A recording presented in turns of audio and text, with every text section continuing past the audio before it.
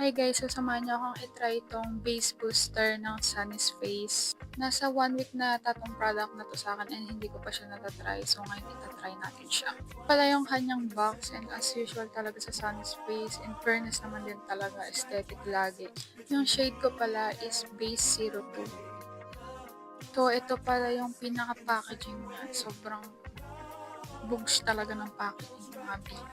I-compare natin yung size ng BLK na illuminator ko kay Sonys.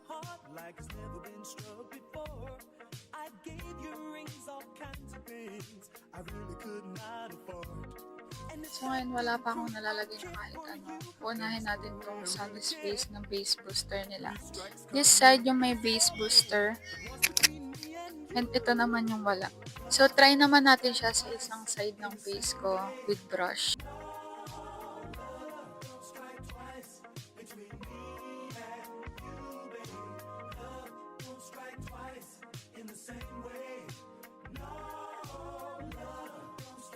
Wala namang problem sa kanya kung fingers or brush yung gagamitin mo. So, ito try na natin siyang patungan naman ng makeup. So, ito na yung finish look natin. Bet na bet ko talaga yung mga ganyan. Feeling glass skin ka lang. Kahit base booster lang naman yung nilagay.